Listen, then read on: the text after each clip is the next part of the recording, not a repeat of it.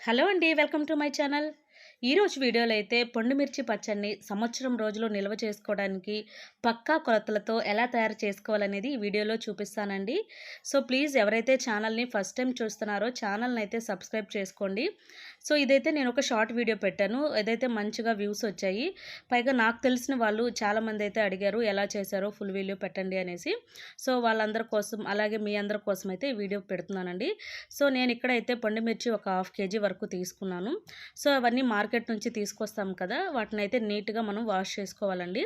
Wash చేసుకునేటప్పుడైతే వాటికి ఆ తొడిమిలు అనేటివి తీయకుండానే వాష్ చేసుకోవాలి, లేదంటే వాటర్ అనేది లోపలికి వెళ్ళిపోతుంది మిర్చిలోకి. సో ఆ తొడలు లేకుండా నీట్గా అన్నీ వాష్ చేసేసుకొని అయితే ఒక ప్లేట్లోకి అయితే తీసేసుకోవాలండి. మనకు ఈ మిర్చి అనేది కొంచెం గట్టిగానే ఉంటుందండి. కొన్ని మిర్చీలు అయితే మెత్తగా అయిపోయి ఉంటాయి. సో వాటిని అయితే మనము తీసుకోకూడదు. మనకు మిర్చి పట్టుకున్నప్పుడు చాలా గట్టిగా అనిపిస్తూ ఉంటుంది. సో అలాంటి వాటిని మాత్రమే తీసుకోవాలి. అసలు ఇవి చూడండి ఎంత రెడ్‌గా కలర్‌ఫుల్‌గా ఉన్నాయో కదా! సో ఇవైతే ఇంత రెడ్‌గా ఉన్నా కూడా కారం అయితే కొంచెం తక్కువగానే ఉన్నాయండి. సో ఇవన్నీ బాగా కడుక్కున్న తర్వాత అయితే ఒక ప్లేట్లోకి తీసేసుకోవాలండి. సో ఈ చెమ్మ అనేది మనకు పూర్తిగా ఆరిన తర్వాతే మనం పచ్చడి అనేది తయారు చేసుకోవాలి. ఏమాత్రం చెమ్మున్నా కూడా పచ్చడి అనేది చెడిపోతుందనమాట. సో ఇవన్నీ ఒక ప్లేట్లోకి అయితే సపరేట్ చేసేసుకున్నాను. వీటన్నిటిని కూడా మనం ఒట్టిగా డ్రై చేసినా కూడా అదనేది డ్రై అవ్వదు. సో అందుకైతే వీటిని మనం ఒక క్లాత్ పెట్టుకొని అయితే నీట్గా ఇంకో దాంట్లోకి సపరేట్ చేసేసుకోవాలి. సో ఇక్కడైతే నేను ఎంప్టీగా ఉన్న ఇంకోటి తీసుకొని సో ఇవన్నీ కూడా ఒక కాటన్ క్లాత్ అయితే చెమ్మ లేకుండా తుడుచుకునేసానండి. సో మనకు ఎక్కడ కూడా తొడిమి దగ్గర నుంచి కానీ మిర్చి మొత్తం కూడా ఎక్కడ కూడా మనకు చెమ్మ అనేది లేకుండా నీట్గా క్లీన్ చేసేసుకొని ఇంకో దాంట్లోకి అయితే నేను సపరేట్ చేసేసుకున్నాను. సో మనం ఇలా డ్రై చేసుకున్న తర్వాత కూడా అట్లీస్ట్ ఒక హాఫ్ అన్ అవరు ఫ్యాన్ కింద అంటే ఎండలేని చోట మనం మళ్ళీ ఆరబెట్టుకోవాలండి. అప్పుడే మనకు పూర్తిగా చెమ్మ అనేది అయితే పోతుందనమాట. సో ఇలా అన్నీ ఒకేసారిగా క్లీన్ చేసేసుకోవాలి. ఇవి కూడా నేను ఇంట్లోనే ఫ్యాన్ కింద అయితే ఒక హాఫ్ అన్ అవర్ వరకు ఆరబెట్టేసుకున్నాను విడివిడిగా. సో అప్పుడు మనకి అది ఇంకా ఎక్కడైనా చెమ్మున్నా కూడా గాలికైతే ఆరిపోతుందనమాట. సో ఇక్కడ మనం ఇంకా పచ్చడికైతే ఇక్కడ మనకు మిర్చి రెడీ అయిపోయింది. ఇంకో నెక్స్ట్ ఏం చేసుకోవాలనేది చూపిస్తాను. నేనైతే ఇక్కడ వీటిని ఒక 500 గ్రామ్స్ వరకు తీసుకున్నానండి. హాఫ్ కేజీ వరకు తీసుకున్నాను. సో ఇప్పుడు ఇందులోకి ఏమేమి వేయాలి, ఎలా ప్రిపేర్ చేసుకోవాలనేది అయితే చూపిస్తాను. మనం చెప్పిన కొలతల్లో కరెక్ట్‌గా ఇంగ్రీడియెంట్స్ అనేటివి యాడ్ చేసుకున్నట్లయితే మనకు పచ్చడి అనేది ఎక్కువ రోజులు నిలువ ఉంటుంది. సో ఇప్పుడైతే ఇవి బాగా డ్రై అయిపోయాయి. ఇప్పుడు మనం ఈ తొడిమిలు అనేటివి తీసేయాలండి. సో తొడిమిలు అనేటివి కొన్నిటికి లేకుండా ఉన్నాయి. సో వాటిలలో వాటర్ ఏమన్నా ఉందేమో చూసుకొని అయితే మనం క్లీన్ చేసేసుకోవాలి. ఇక నీట్‌గా అన్నిటికైతే నేను తొడిమిలైతే తీసేసుకున్నాను. ఇంక మనం పచ్చడికి ప్రిపేర్ చేసేసుకోవడమే. ఇవన్నీ కూడా తొడిమిలన్నీ నీట్‌గా తీసేసుకున్న తర్వాత వీటిని చిన్న చిన్న ముక్కలుగా అయితే మనం కట్ చేసేసుకోవాలి. ఎందుకంటే మనం రోట్లో వేసేటప్పుడు డైరెక్ట్‌గా ఇంత మిర్చి వేసామంటే మెదగదు కాబట్టి వీటిల్నైతే ఒక చిన్న చిన్న ముక్కలుగా అయితే కట్ చేసేసుకోవాలనమాట. సో అన్నిటికి ఎక్కడ కూడా తొడిమిలు కానీ ఒకవేళ తొడిమిల దగ్గర ఏమన్నా చెమ్ముంటే కూడా మొత్తం క్లీన్ చేసేసుకోవాలి. సో వీటినైతే నేను చిన్న చిన్న ముక్కలుగా అయితే కట్ చేసేసుకున్నాను. సో చూసారు కదా, ఈ సైజ్ అయితే సరిపోతుందండి. ఎందుకంటే మనం మిక్సీలో వేసుకున్నా కానీ లేదా రోట్లో రుబ్బుకున్నా కానీ మనకు తొందరగా రుబ్బుకోవడానికి కానీ అలాగే మెదగడానికి కానీ మనకు ఈజీగా ఉంటుంది. అందులో మనం ఈ పచ్చడి అనేది మరీ పేస్ట్ లాగా కాదు, కొంచెం కచ్చా పచ్చాగానే దంచుకుంటామన్నమాట. సో ఇవి కోసేటప్పుడైతే ఇల్లంతా ఘాటు వచ్చేసింది. కానీ అందరూ తుమ్ముకుంటున్నా కూడా టేస్ట్ అనేది చాలా బాగుంది. మరీ ఎక్కువ స్పైసీ లేదు కానీ చూడ్డానికి కలర్ అయితే అసలు ఎంత రెడ్‌గా ఉందో. సో ఫైనల్లీ అయితే అవన్నీ కట్ చేసి అయితే రెడీగా పెట్టేసుకున్నాను. ఈ మిర్చి కట్ చేయంత సేపయితే నాకైతే చేతులంతా మంటగా ఉన్నాయి. అసలు నైట్ అంతా కూడా ఆ చేతులు మంటకైతే నాకు నిద్రే రాలేదు. ఎందుకంటే వీటిని రుబ్బడం కానీ, ఇట్లా కట్ చేయడం కానీ ఇవన్నీ చేసిన తర్వాత సో ఫైనల్‌గా అయితే అన్నీ చిన్న చిన్న ముక్కల్లాగా అయితే ఇలా కట్ చేసేసుకున్నాననమాట. సో వీటిలలో కొన్ని వాడిపోయినాయి. వాటిలనైతే తీసి పడేశాను. ఇప్పుడైతే ముందుగా ఒక ప్యాన్ అనేది పెట్టుకొని అందులో నేను ఒక గుప్పెడు ఆవాల వరకైతే యాడ్ చేసుకున్నాను. అంటే ఆవాలంటే ఇవి ఒక 50 గ్రాములు ఉండొచ్చు అంతనేది వేసుకున్నాను. ఇప్పుడు ఇందులోకే నేను మెంతులు కూడా యాడ్ చేసుకుంటున్నానండి. ఎందుకంటే మనం ఊరగాయ కాబట్టి కంపల్సరీ మెంతులు, ఆవాల పొడి అనేది ప్రతి ఊరగాయలో మస్ట్ అండ్ షుడ్‌గా వేస్తాం కాబట్టి ఇందులో ఆవాలు అలాగే మెంతులైతే ఆయిల్ ఏమి లేకుండా ఒట్టి ప్యాన్ పైన అయితే వేయించేసుకోవాలి. మనకు ఇవి మెంతులు అనేటివి మంచి కలర్ వచ్చేంత వరకు అయితే వేయించుకోవాలండి. మరీ మాడిపోతే అయితే బాగుండదు. సో వీటినైతే నేను మంచి రంగు వచ్చేంత వరకు కలుపుతూనే ఉన్నాను. లేకపోతే అవి మనకు మాడిపోతాయన్నమాట. సో, ఇవి బాగా మంచి బ్రౌన్ కలర్ వచ్చేంత వరకు ఫ్రై చేసుకొని, వీటిల్నైతే సెపరేట్‌గా ఒక ప్లేట్‌లోకైతే తీసేసుకొని చల్లారనివ్వాలండి. సో, ఇప్పుడు అదే ప్యాన్‌లోనే మనము పోపనేది పెట్టేసుకుందాం. తిరగబాత పెట్టుకుందాము. ఆ ప్యాన్ బాగా వేడెక్కిన తర్వాత ఆయిల్ అనేది వేసుకోవాలండి. మామూలుగా అందరూ ఊరగాయలకి వేరుశనగ నూనె వేసుకుంటారు. సో, అది మీ ఇష్టం అండి. ఆప్షనల్. మీకెలా కన్వీనియంట్‌గా ఉంటే అదైతే యాడ్ చేసుకోండి. నేనైతే ఇక్కడ నార్మల్‌గా సన్‌ఫ్లవర్ ఆయిల్ అయితే యాడ్ చేసేసాను. సో, ఆయిల్ మనకు బాగా వేడెక్కిన తర్వాత చూసారు కదా! ఒక 50 గ్రాముల వరకు ఆవాలనేటివి ఏసాను. ఆవాలు బాగా చిటపటలనాలండి. సో, ఆవాలు బాగా వేగేటప్పుడే ఇందులోకి తెల్లగడ్డలనేటివి నేను పాయలనేటివి సెపరేట్‌గా తీసి పెట్టుకున్నాను. వాటిలనైతే ఒక 10-12 వరకు వేసుకున్నాను. అలాగే ఒక మిర్చినైతే ఇలా చిన్న చిన్న ముక్కలుగా కట్ చేసి వేసుకున్నాను. ఇప్పుడు ఇందులోకే మనము పచ్చి కరివేపాకును కూడా వేసుకోవాలండి. మనము పచ్చడి నూరుకునేంత సేపులో ఈ పోపు అనేది బాగా చల్లారిపోతుంది. లేదంటే మనకు వేడి మీద వేసామంటే పచ్చడి తొందరగా పాడైపోతుంది. సో, అందుకనేసే ముందుగా పోపు అనేది పెట్టేసుకుంటున్నాను. సో, ఇవన్నీ వేసుకొని బాగా కలుపుకోవాలండి. సో, ఇక్కడ చూడండి మనకు మిరపకాయలు కూడా మంచి రంగొచ్చేసాయి. సో, ఇలా వచ్చినప్పుడైతే మనము గ్యాస్ అనేది ఆఫ్ చేసేసుకొని అలా పక్కన పెట్టేసుకోవాలి. సో, ఇప్పుడు పచ్చడికి ఏమేం కావాలి, ఎలాగే అనేదైతే చూపిస్తాను. నేనిక్కడ గ్యాస్ కట్టేసినా కూడా మనకు ఆయిల్ అనేది అంత వేడిగా ఉంది కాబట్టి అలా కనిపిస్తూ ఉంది. సో, ఇప్పుడు పచ్చడికైతే ఇక్కడ చూసారు కదా! మంచి రంగొచ్చేసాయి మనకు. ఇప్పుడు దీనికైతే నేను 500 గ్రాములు తీసుకున్నాను కదా! పండుమిర్చి. దానికి గాను 200 గ్రాములు చింతపండు, 150 గ్రాముల వరకు సాల్టు, అలాగే మనకు తెల్లగడ్డ అనేటివి ఒక 10-15 పాయల వరకు తీసేసుకున్నాను పొట్టు తీసైతే. ఫస్ట్‌గా మనము ఆవాలు, మెంతులు అనేటివి వేయించుకున్నాం కదా! వాటినైతే పొడి దంచేసుకుంటానండి. సో, అన్నీ రోట్లోనే చేస్తున్నాం కాబట్టి ఇవి ఆల్రెడీ బాగా ఫ్రై అయిపోయాయి. వీటిల్నైతే మెత్తగా ఒక పౌడర్ లాగా చేసేసుకొని ముందు సెపరేట్ చేసేసుకోవాలి.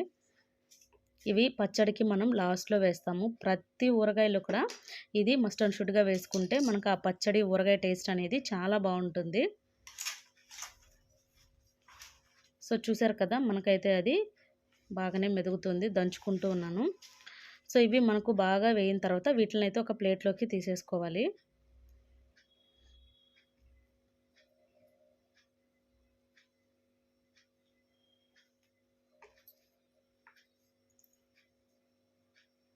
ఓకే అండి. మనకైతే ఇది ఆల్మోస్ట్ బాగా పౌడర్ లాగా అయితే అయిపోయింది. దీన్నైతే నేను ఒక ప్లేట్‌లోకి తీసేసుకుంటున్నాను. సో, ఇదంతా ప్లేట్‌లోకి తీసేసుకున్న తర్వాత అదే రోట్లోనే మనము ఇక చింతపండునైతే ఫస్ట్ నూరుకుందామండి. ఎందుకంటే పచ్చిమిర్చి మధ్యలో చింతపండేసామంటే అది సరగా మెదగదనమాట మనకు. సో, అందుకని నేను ఫస్ట్‌గా చింతపండు గింజలు లేకుండా మొత్తం తీసేసుకోవాలండి చింతపండులో. ఇప్పుడు అందులోకే సాల్ట్ కూడా ఏసేసుకొని వీటిల్నైతే ఫస్ట్ ఒక ముద్దలాగా నూరి పక్కన పెట్టుకుంటాను. చింతపండు కూడా మనకు బాగా స్మాష్ అయ్యి మెదిగిందంటే పచ్చడిలో తొందరగా మనం పచ్చడిలో వేసినప్పుడైతే అది రుబ్బేటప్పుడు బాగా దాంట్లో కలిసిపోయి మనకు ఆ టేస్ట్ అనేది బావుంటుంది. సో, అక్కడక్కడ గింజలు కూడా వస్తున్నాయి. సో, అవన్నీ నీట్‌గా తీసేసుకోవాలి.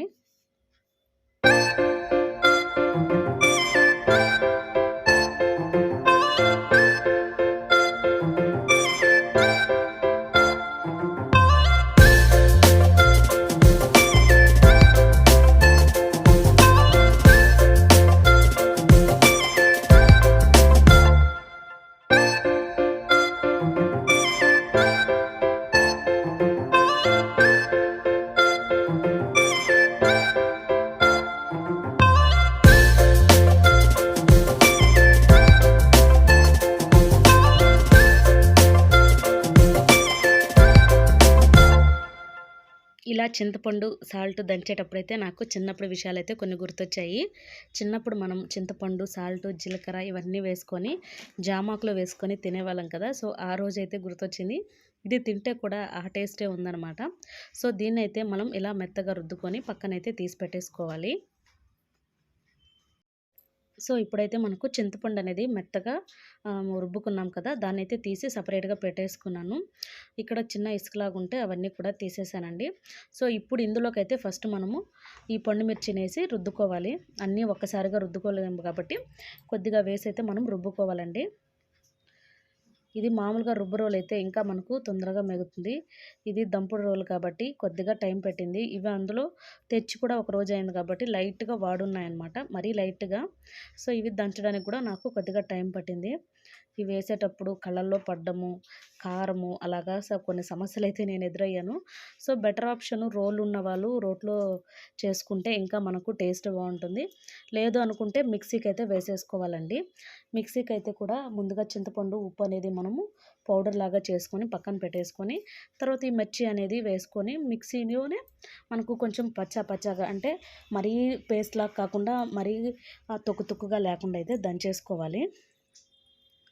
సో, చూసారు కదా! ఇందులో మనకు నేను కూడా ఇక్కడ మీకు కనిపించేంత పేస్ట్ కాదు కానీ కొంచెం కచ్చా పచ్చాగానైతే ఉందనమాట. సో, ఇందులోకి నేను సాల్ట్ కూడా ఒక రవ్వ వేసుకున్నాను. ఎందుకంటే మనకు కారంలో ఎంత సాల్ట్ వేసినా కూడా తెలియదు కదా! సో, కొద్దిగా సాల్ట్ వేసుకొని అయితే బాగా రుద్దుకున్నాను. ఇవి రుద్దినంత సేపు చేతులైతే చిన్న మంట పుట్టలేదండి నాకు. సో, ఇప్పుడైతే ఈ చింతపండుని ఇందులో వేసేసుకుంటున్నాను. ఆల్రెడీ చింతపండు, సాల్ట్ మిక్స్ చేసి రుద్దున్నాను కాబట్టి సో, దాన్నైతే ఇందులో వేసుకొని మనం బాగా కలిపేంత వరకు అయితే రుద్దుకోవాలి. ఇప్పుడు ఇందులోకే నేను ఈ వెల్లుల్లి ఉన్నాయి కదా! సో, వాటిల్నైతే వేసేసుకున్నాను. వీటన్నిటిని కలుపుకుంటూ, రుబ్బుకుంటూ ఉండాలండి. ఈ చింతపండు అనేది మొత్తం పచ్చట్లోనే కలిసిపోవాలి. లేదంటే మనకు కారం అనేది ఎక్కువగా కనిపిస్తుంది. ఈ కారాన్ని తగ్గించడానికే మనం పులుపునైతే వేసుకొని బ్యాలెన్స్ చేస్తామనమాట. సో, అది బాగా రుద్ది దాంట్లో స్మాష్ అయ్యేలాగైతే మనం బాగా రుద్దేసుకోవాలి. సో, ఇవన్నీ బాగా మెదిగేంత వరకు మనం రుబ్బుకుంటూ ఉండాలి. ఇప్పుడే మనకు సాల్ట్ అనేది ఏదైనా సరిపోలేదు అంటే సాల్ట్ కూడా ఈ టైంలోనే యాడ్ చేసేసుకోవాలండి. సో, సాల్ట్ కావాలంటే ఒక రవ్వ కారం చూసుకొని మనం సాల్టు, చింతపండు కూడా సరిపోలేదు అంటే కొంతమంది చింతపండు ఎక్కువ తినేవాళ్ళు, పుల్లగా తినేవాళ్ళు ఉంటే చింతపండు కూడా అప్పుడే చెక్ చేసుకొని కొద్దిగా యాడ్ చేసేసుకోవాలి. సో, ఫైనల్‌గా మనకు పచ్చడి అయితే రెడీ అయిపోయిందండి. సో, అక్కడ మనం పోపు చేసుకొని ఆల్రెడీ రెడీగా పెట్టుకున్నాం కదా! దాన్నైతే తెచ్చుకొని ఈ పచ్చడిని ఆ పోపులో అయితే వేసేసుకోవాలి. సో, మీ అందరికీ ఒక చిన్న రిక్వెస్ట్ అండి. వీడియోస్ చూస్తున్నారు కానీ ఛానల్‌ని అయితే సబ్స్క్రైబ్ చేసుకోవట్లేదు.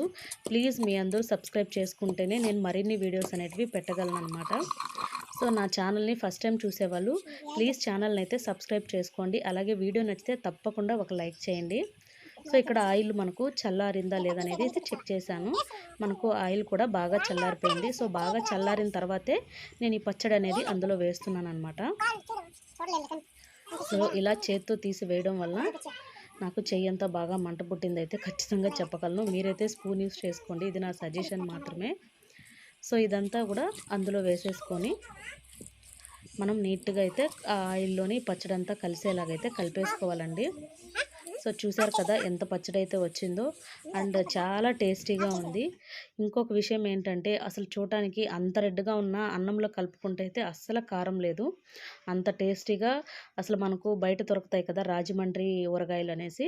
సో, నేను బిఫోర్ మ్యారేజ్ బాగా ఎక్కువగా తినేదాన్ని. నాకు బాగా ఇష్టం అనమాట. ఇది వాళ్ళ దగ్గర తీసుకొని నాకైతే అదే టేస్ట్ అనిపించింది. ఇది నేను ఇంట్లో 2, 3 సార్లు చేశాను.